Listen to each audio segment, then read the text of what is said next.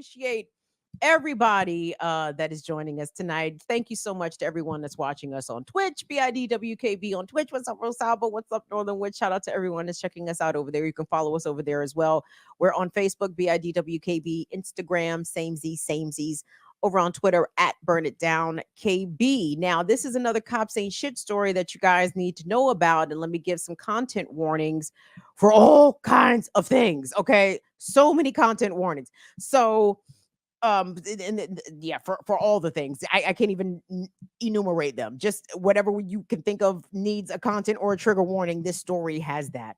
So, there has been an arrest made in the 2021 murder of a 23-year-old woman. I believe her name is Sandra Birchmore from Canton, Massachusetts. Okay. Sandra Birchmore was found in her apartment, appearing to have unalived herself while seated with, some sort of string or some sort of rope or something around her neck. Her death was investigated by the police. Her death was ruled a suicide by the medical examiner. And for 3 long years, there have been no charges, no accountability for her death. Her family believed that she did not unalive herself, that they believed that she had, in fact, been murdered. And the person that they suspected of murdering her has now been charged federally. Feds have pressed these charges. And shocker, shocker, this person turned out to be a cop. Now, Matthew Farwell, not just a cop, right?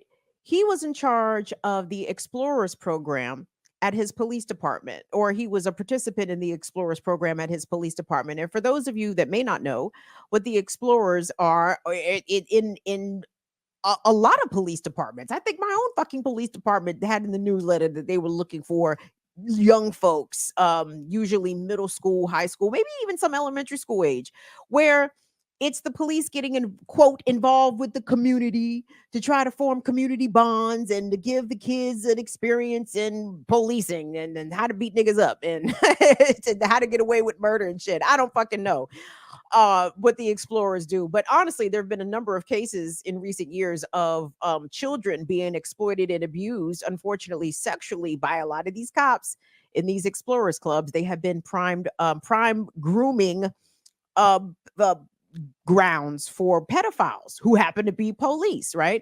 And such is the case with this young lady. So there are a couple of packages here that I want to get into. So let's go, Will, with that first package. And this package is kind of the update because, again, feds announced these charges this week, the week of August the 30th. And it's pretty damning. And again, content warning, trigger warning, because this shit is terrible. Like, it's bad. And I know y'all are like, Kim, you bring us bad stories all the time. I know, but I could not let this one go by because it's so terrible and egregious. And anyway, let me stop talking. We'll go ahead and run that. Allegations out of Stoughton. Stunning allegations out of Stoughton led to the arrest of former police officer Matthew Farwell Wednesday, now facing federal charges that could put him on death row. It erodes the very trust and fabric of the community and policing that we have in the area and the region. Security analyst and former Boston Police Chief Dan Linsky called this a blow to law enforcement all across New England. Yeah, in this case, it wasn't a bad apple. It looks like it was a bunch of bad apples. And 2 years ago, Stoughton police found that Farwell, his co-worker and brother William, alongside former Deputy Chief Robert Devine, all had inappropriate contact with Birchmore. Farwell is now charged with killing a witness or victim after years of allegations. There's been investigation into the abuse of this girl since she was 15 years old by several members of the Stoughton Police Department. And so she could be characterized as a witness in that investigation of the abuse part.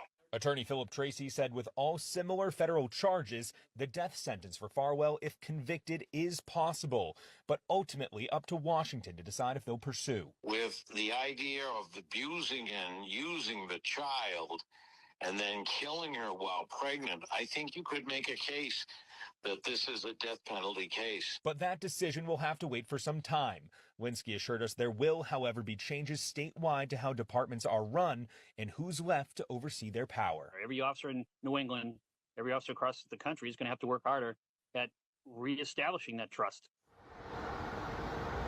And Winsky also assured me that investigators at this point are still combing through decade worth of evidence in this case and into the allegations that also involve Farwell and those 2 other Stoughton police officers. As I mentioned again, charges could be coming down the line.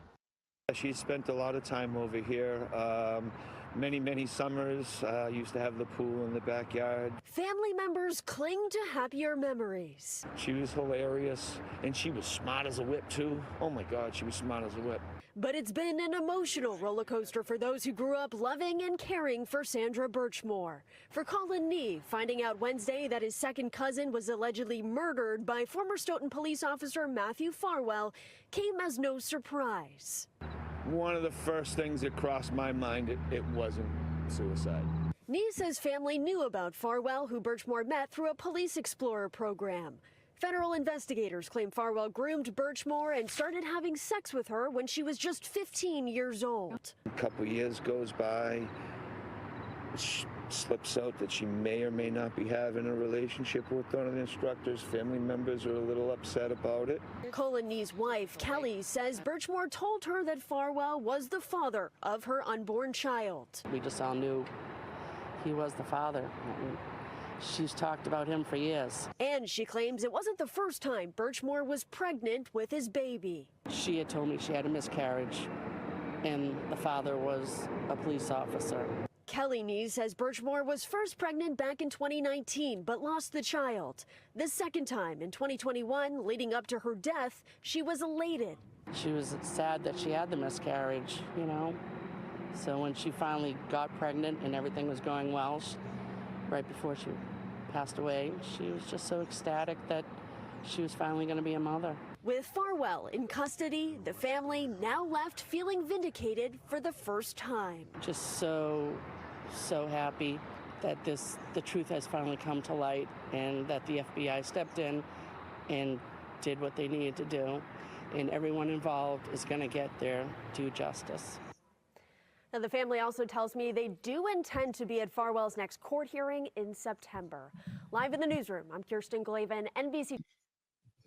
All right. So, yeah, guys, and that's not really the half of it. Will, if you could get that press conference queued up for me as well. So just to really quickly here, the indictment that came out had some shocking details, including the fact that, again, this young woman, this child, joined this Explorers Club when she was about 12 or 13. At least 4 members of the Stoughton Police Department, including Farwell, and his twin brother, Jesus Christ, these motherfuckers is disgusting, are alleged to have literally passed her around, right? And it might be more than just those 4, okay? She was basically trafficked and exploited by these cops.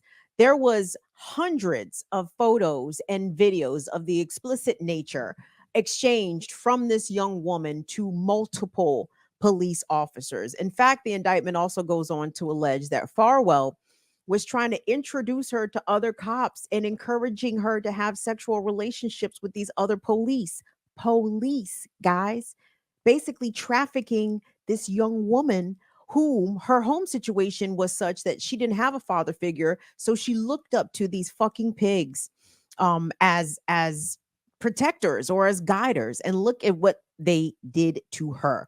But here come the feds, because like I said, I believe this is in Norfolk County prosecutors refused to do anything. Canton police refused to do anything because that is, I believe, where she lived in Canton.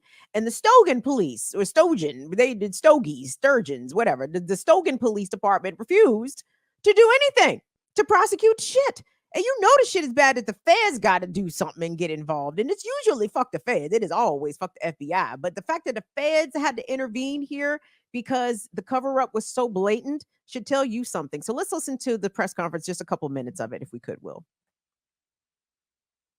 I have a time quote on there. Good afternoon. On February 4th, 2021, Sandra Birchmore was found dead in her Canton, Massachusetts apartment. The charges filed today in federal court allege that she was in fact murdered by Matthew Farwell 3 days earlier.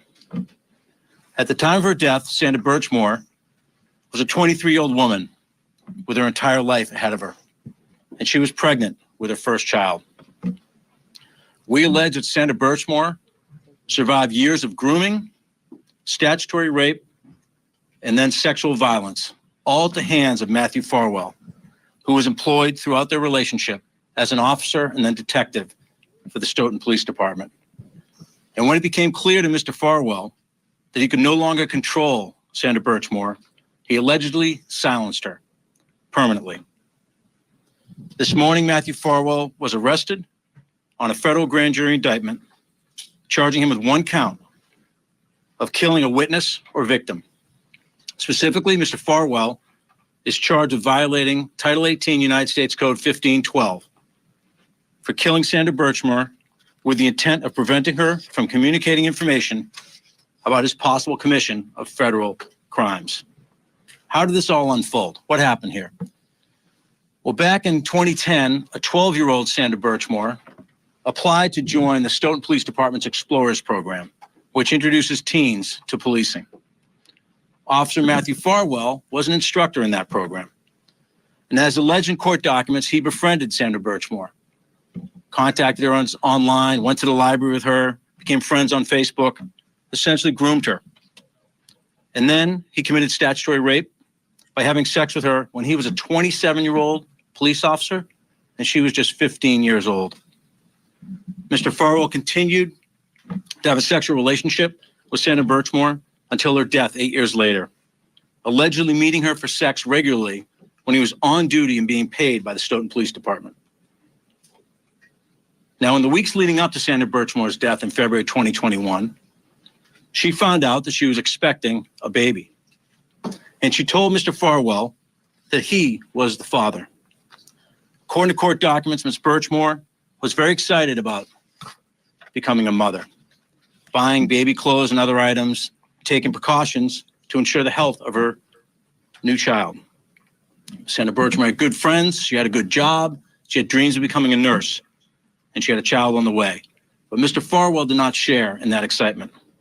It's alleged that Mr. Farwell reacted quite negatively to the news that Sandra Birchmore was pregnant with his child. And he acted angrily, it is alleged, when Sandra Birchmore started making requests of Mr. Farwell around doctor's appointments and ultrasounds and what information would be on the birth certificate. Mr. Farwell was losing control in late 2020, early 2021, and the information that Sandra Birchmore possessed about his illegal conduct was in danger of slipping out. In fact, word started to get out about their relationship. Less than 2 weeks before she was found dead, someone called the Stoughton Police Department and disclosed that Matthew Farwell had had a relationship with Sandra Birchmore. And when Mr. Farwell learned about that call, he became visibly angry. Mr. Farwell, it is alleged in these court papers, started to lose his patience, lose his temper, and the 6'4" Mr. Farwell started to be physically violent with 4'10" Sandra Birchmore. And Sandra Birchmore told her friends that Mr. Farwell had pushed her and shoved her and put her in a chokehold. She was scared. And during that same time, Mr. Farwell was allegedly planning Sandra Birchmore's murder. For the first time, he requested a key to her apartment. And she told friends that he was oddly inspecting the apartment and looking at the closet, including the closet that she was found dead in front of. And then it all came to a head on February 1st, 2021. Mr. Farwell went over to her apartment that evening and he strangled Sandra Birchmore to death. That's the allegation in this case. Okay, well, let's stop it there. And he used his knowledge and experience as a law enforcement officer. Yep, as a law enforcement officer to cover up the crime. This is a tragedy on so many levels. And to be clear here, there ought to be more indictments coming. Matthew Farwell is not the only person here that abused and knew and covered up Sandra's murder, right? There needs to be at least 3 more arrests, including that of his twin brother and the deputy chief of the Stojan Police Department. This is madness and insanity. The fact that this kind of culture of sexual abuse of a minor, and by the way, I believe the age of consent, the legal age of consent in Massachusetts is 16. And in the indictment, Farwell is alleged to have asked Sandra to delete any history or record of them having contact that exposed the fact that he had had sexual intercourse with her, or rather had raped her statutorily before she was of a legal age to consent. By the way, he was 27 when they first began having a sexual relationship. And there's a lot of connections here. There's a lot of overlap between this police department, the Canton Police Department, and the whole Karen Reed trial that happened in the Boston area earlier this year. That was an absolute sensation in white on white violence. It was so crazy. I couldn't cover it. It was too much. It was too much. But there's a lot of overlap there. And that just goes to show you the disgusting nature of policing, period, in this country. These are the people that love to take advantage of weaker folks. These are the folks that exploit poor people, that exploit vulnerable women and girls. And by the way, just as a set aside that you guys already know, the number one cause of death for pregnant women living in America, we all know the answer. It's homicide. Homicide, not preeclampsia, not hemorrhaging, not any of that shit. Homicide is what kills more pregnant women in this country than any other cause. Okay. And unfortunately, this young woman was a victim of that very, very sad reality. So let us hope and let us pray that there are more indictments coming down the pike in this very tragic case. Honestly, guys, but for her family continuing to push the issue, there would not have been any sort of charges pressed in this. And from what I understand, her family has also filed a civil suit, alleging wrongful death. I think they sued the police department, the Stogan Police Department. Stojan, I'm sorry, I'm mispronouncing these New England names, but the police department has been named as a defendant, and hopefully some others, in a civil suit filed by Sandra Birchmore's family. But we want to just send incredible love and solidarity to her folks. It is terrible that she had to endure what she endured at the hands of people who unearned have a position of trust in the community. And what have I been telling y'all? Okay, these sexual deviants, these perverts, these pedophiles, these people who pursue children and who force sexual encounters on others, they are police. Okay, they are in the military. And why people are not further scrutinizing, like as often as police are lauded up as, well, they have a tough job, no one talks about how tough a job they are on the community as well.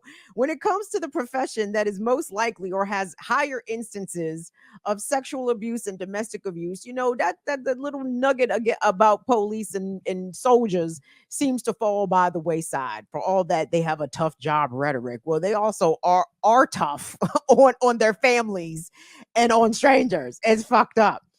So I'm going to keep an eye on this story. I could not let the story pass. And